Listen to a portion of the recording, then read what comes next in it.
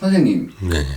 재림 예수에 대해서 그동안 좀 뭉뚱그려서 설명하셨는데, 오늘은 좀 구체적으로 사람들을 좀 알 수 있게, 좀 네. 쉽게 알 수 있게 설명 좀 부탁드립니다. 그리고 왜 오시는지. 이게 약간의 이제 영업 비밀일 수도 있는데, 이제, 아주 깊은 부분까지는 제가 다 말씀을 못 드리고, 조금 전에보다는 조금 더 구체적으로 이제 말씀을 그럼 드릴게요.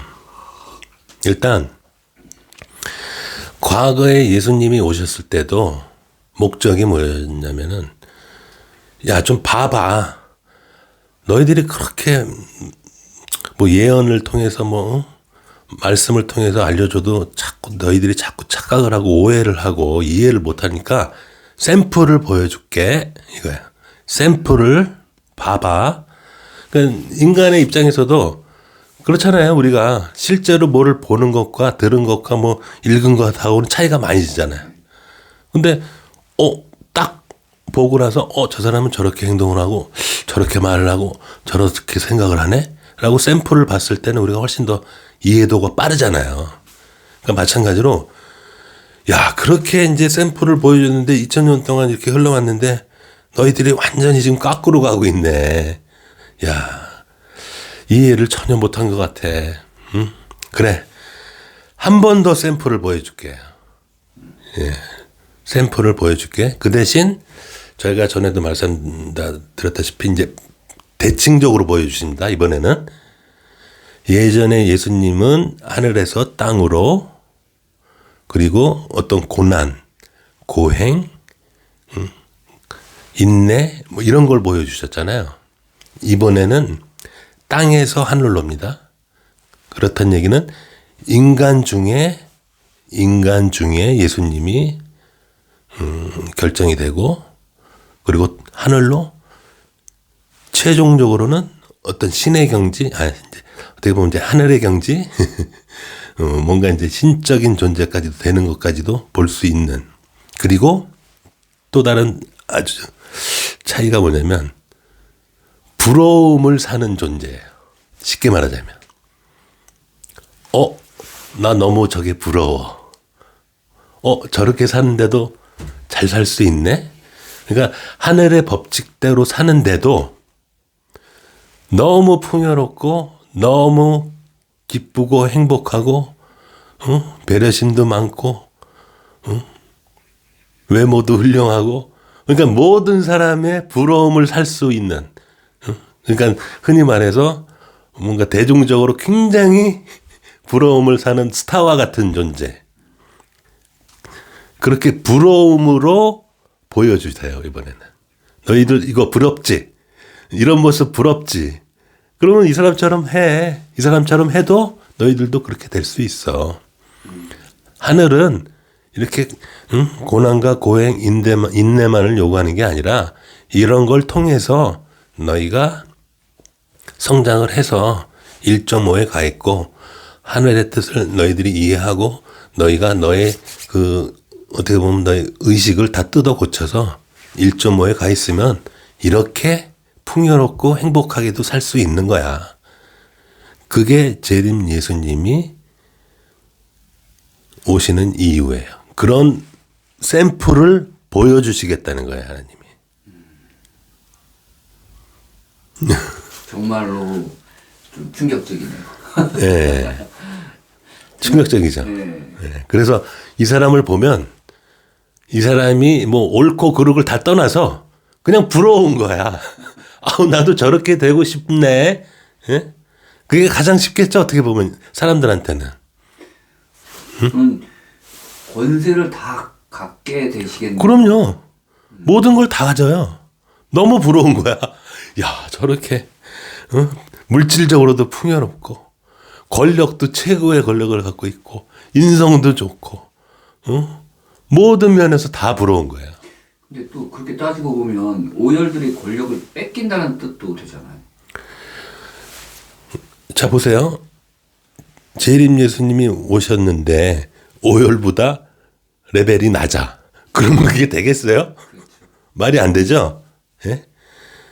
오열보다 레벨이 높아야 오열들도 다 쳐내고 오열에 물든 사람들도 다 제압할 수 있겠죠. 그 정도 레벨이 돼야. 그래서 재림 예수님이 인간 가운데 나오는데 그 정도의 레벨까지 올라간 사람을 선택을 하시겠죠. 그렇지 않으면 무슨 의미가 있어요. 오열하고 지는데. 그러니까 이게 전에도 말씀드렸지만 인간 가운데에서 자기가 그 단계까지 스스로 옳은 이들이 어떤 그 군, 집단을 형성하고 있다라고 그랬잖아요. 그래서 계속 그 어떤 시간이 다가옴에 따라서 탈락하고 해서 최종적으로 그 레벨에 도달한 사람이 재림 예수가 되는 겁니다. 그렇다고 아직 정해진 건 없죠, 아직. 예. 왜냐면 이제 시작도 안 했는데요. 제가 이제 전에 이제 4월에 시작한다 그랬잖아요. 그 시작점을 중심으로 해서, 그러니까 그 재림 예수 군이 있는 거예요, 군이. 전 세계적으로. 하지만 그것들을 다 이제 자기가 감내하고 성장해서 그 수준에 도달할 수 있는 사람은 마지막에 이제 하나 남겠죠. 그 사람이 이제 재림 예수가 되는 거예요. 근데 그분이 정말 고통 같은 걸 많이 짊어지셨잖아요. 과거에. 예. 예수님. 과거에 예수님이.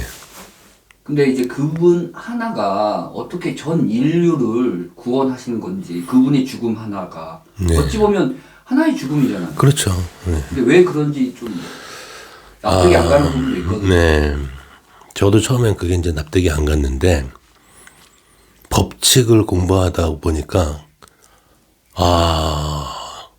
이게 맞네. 그래서 이게 대신할 수 있었구나라고 생각이 들더라고요. 그게 뭐냐면 제가 전에 이제 4의 비밀 중에 말씀을 안 드린 게 하나 있는데 4의 비밀 중에 하나가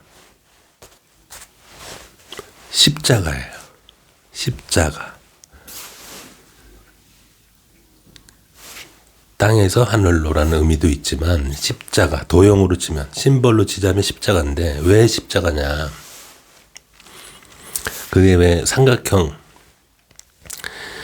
다윗별이 2개가, 삼각형이 4개가 모인다 그러죠. 그래서 다윗별 2개를 형성해서 그게 하나의 시스템이 인정을 받게 되고 그게 영원성을 갖는다고 그랬잖아요. 그렇게 4라는 의미는 영원성을 가져요. 그래서 오열 애들이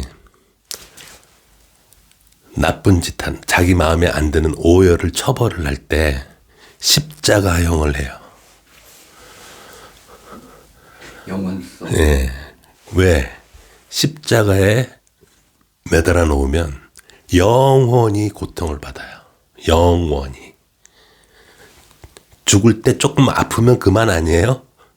예. 십자가형을 안 받으면 죽는 당시에만 고통이 있는 거고 또 다음 생에 가면 또 그게 윤회를 해서 또 다음 생을 살게 되는데 십자가형을 하잖아요. 윤회도 못하고 그냥 그 십자가의 그 고통이 영원해요. 그래서 가장 오열들이 두려워하는 게 십자가형이에요. 그래서 저도 두려운데요. 예, 그래서 가장 악랄하게 처단하는 방식이 오열들은 십자가형으로 처단을 한다고요. 상대를. 그러면 영원히 그 상태로 그 고통이 계속 영원히 이어지는 거야. 뭐 조금 아프다 말고 하는 게 아니에요. 그 고통이 지속된다고요. 예수님은 그걸 알고 계셨겠네요. 예수님은 알고 계시죠. 그래서 이 잔을 제게 좀 치워주시면 안 되겠습니까라는 기도를 하신 거예요. 왜냐하면 그 고통이 영원하니까.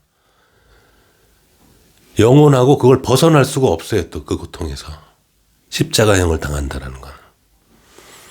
그럼에도 그러면 저의 그 영원한 고통으로 이들을 좀 구원을 해 주십시오 하고 받아들이신 거예요.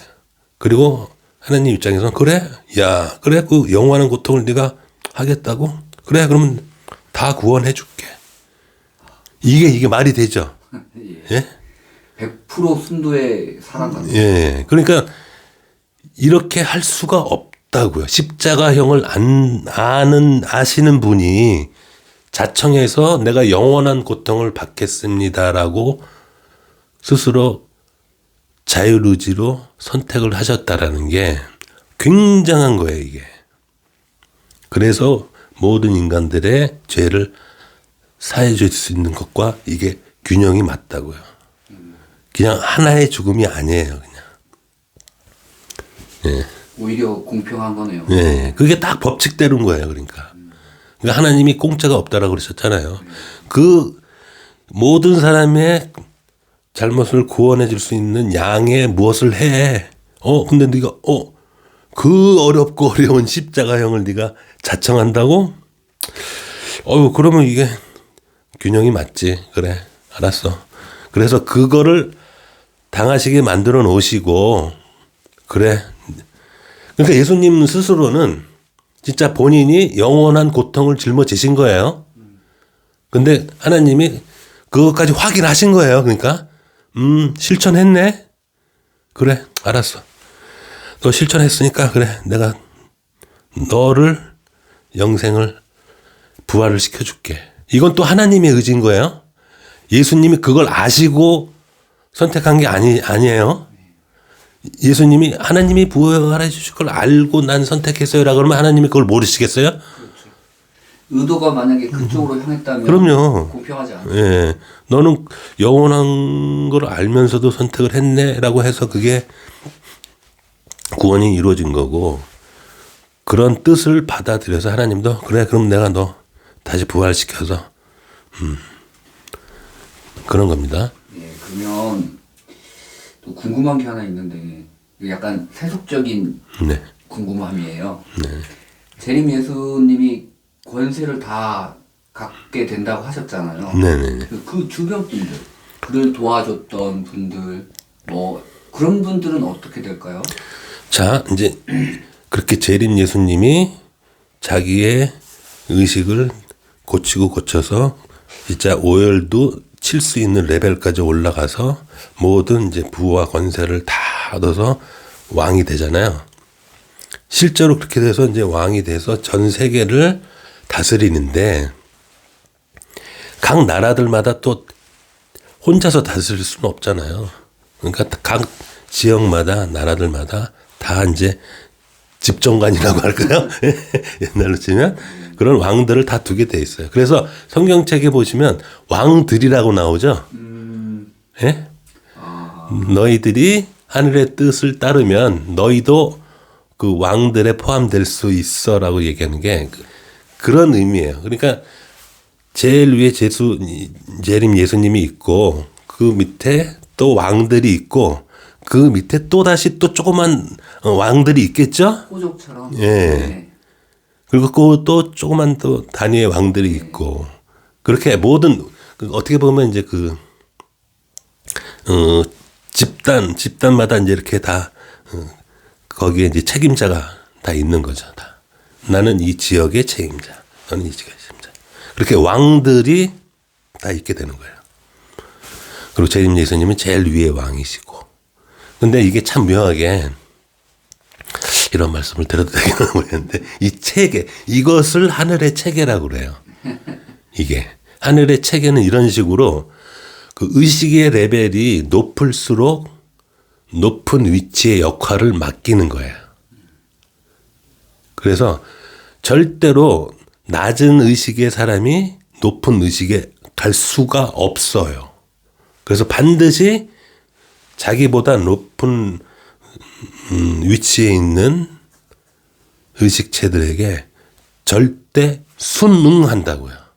그러니까 강제로 하는 것도 어느 정도 있지만은 순응할 수밖에 없어요. 자기보다 그렇죠. 자기보다 더 높은 그 의식을 갖고 있기 때문에. 그래서 굉장히 어떻게 보면 약간 군대 조직 같은 외형적으로 볼 땐 굉장히 군대 조직 같은 그런 형식이에요. 하늘이 더 빡센. 예, 빡세요. 예. 그래서 절대로 하극상이 안 일어나요. 그 뭐 강압적으로 안 일어나는 게 아니라 본인들이 수능을 해서 안 일어나는 거예요. 그렇다면 새로운 지구는 어떤 하늘의 책에 좀 가까이 있는 거잖아요. 예, 그렇게 만들 거예요. 그게 계획이에요. 하늘의 계획이. 네. 너희들이 너무 오랜 시간 하늘이라는 걸 너무 몰랐어. 신의 존재도 다 까먹었어. 하늘의 체계라는 것도 다 까먹었어. 다시 한번 요 기간 내에 이 환란의 7년 동안 뼈저리게 한번 다시 복구시켜 줄게. 뼈저리게 복구시켜줘서 너의 그 의식이 이 DNA에 박힐 수 있도록 만들어 줄게. 그걸 1000년간 바라보신다. 예, 그렇게 해서 어떤 새로운 이제 왕국이 만들어졌을 때 그 체계로 이제 유지가 되겠죠. 그런데 그거를 영원히 보시겠다는 건 아니고 1000년 후에 다시 한번 체크. 1000년 후에 또 다시 엄한데 엄한 짓거리 하고 그러면 그때는 뭐 안 되겠지. 그래서 1000년 동안의 기회를 주시는 거예요. 1000년간. 그러니까 요번에 완성이 되는 게 아니에요. 요렇게 한번 또 재림 예수님을 통해서 한번 사람들한테 각인을 시켜주고 한번 더 되돌아올 수 있는 기회를 주고 교육을 시키고 1000년 동안 지켜보시겠다는 거예요. 그리고 1000년 후에 다시 한번 보시겠다는 거죠. 그렇다면 재림 예수를 따랐던 분들은 같이 권세를 나누는 거네요. 그럼요. 그냥 뭐 부러운 거예요. 그러니까 사람들 일반 사람들 볼 때 야 재림 예수도 재림 예수지만 그 밑에서 있는 사람들도 부럽다. 아주 부러워서 저렇게 살기를 원하는 거예요. 우리가 하나 어떤 스타를 볼 때 모든 게 다 부럽잖아요. 모든 행동, 옷 입는 거 하나, 행동 하나, 말하는 거 하나, 모든 뭐 머리 스타일 하나 다 따라하고 싶잖아요. 그렇게 따라하게 만드는 거예요. 예전에는 어떤 교육을 통해서 그걸 이제 가르쳤다면 너희들이 하도 못 알아들으니까 야 그러면 부러워서 그냥 따라하게 해볼게 이번에. 그래서 이 사람 이제 재림 예수를 따른 그런 왕들도 전부 다 부유하고 풍요롭고 살아요. 멋진 얘기입니다. 네. 근데 이제 또 이것도 좀 약간 세속적인 질문 같은데요. 네. 아니 세속적이다기보다도 제가 궁금했던 것 중에 하나가 네. 재림 예수를 따라가는 분도 있지만 안 믿는 분도 되게 많거든요. 네, 그건 뭐 자유의지니까. 이해 상태에 계속 머물고 싶은 사람들이 있잖아요. 네네. 그분들은 어떻게 된 걸까요? 근데 점점 이제 이렇게 이 하늘의 그 법칙을 따르는 쪽이 이제 점점 성장을 하겠죠. 계속 더 세력도 커지고, 그리고 오히려 이제 그 이원성을 추구했던 사람들은 점점 세력이 작아지고, 그래서 그냥 그렇게 점점 스스로 고통스러워하면서 그냥 생을 마감하는 거예요. 그냥 내버려 두는 거예요, 그냥. 아, 어떻게 본인의 의지가 이쪽으로 안 오겠다는데 뭐 강요할 수는 없잖아요. 그래서 그냥 어떻게 보면 자연 도태라고 할 수 있죠. 자연 도태. 응? 그럼에도 자유의지가 있기 때문에 그 고통을 또 다 견디고 1000년 동안 버텨오면서 다시 또 할 수도 있겠죠. 응? 왜냐하면 그 하늘의 방식은 자유의지를 절대 건드리지 않기 때문에. 지금도 보세요. 지금도 우리가 모든 인간들이 다 왜 이원성에 매달려 있겠어요? 그게 부러워서 매달려 있는 거잖아요. 그죠? 잘 생각해 보세요. 나 저렇게 사는 게 쟤네들처럼 사는 게 너무 부러워. 아이 뭐 도덕이고 뭐 그런 걸 뭘 따져. 저거 부럽잖아.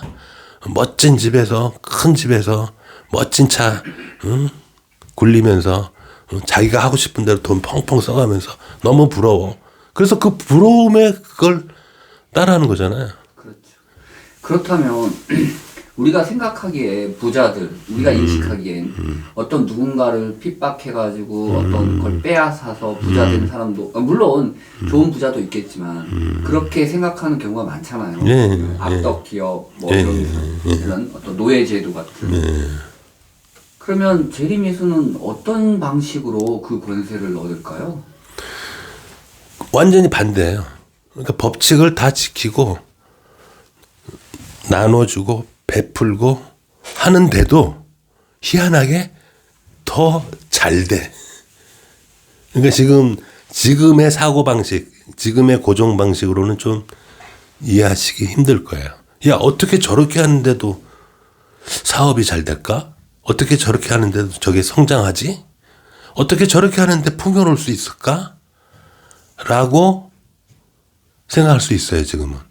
야, 그렇게 해가지고는 안 돼. 지금은 어떤 식으로든 뭐 불법이든 뭐 해서, 뒤로 챙겨놓고, 사기라도 치고, 이렇게 해야 좀 돈을 벌지.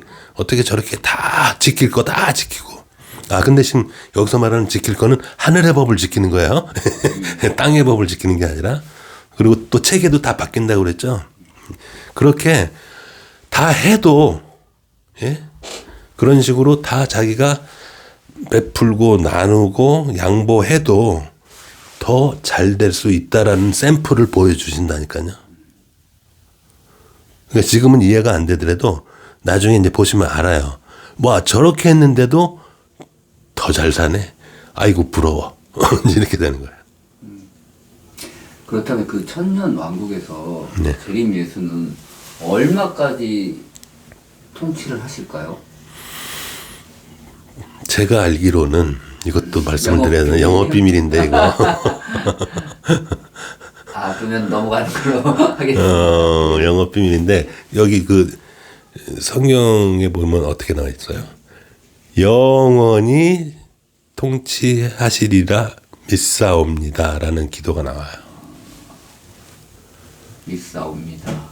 예. 그 정도만 제가 힌트를 드리겠습니다. 구독자분께서 뭐 잘 알아서 판단하시고 네. 예, 감사합니다. 예.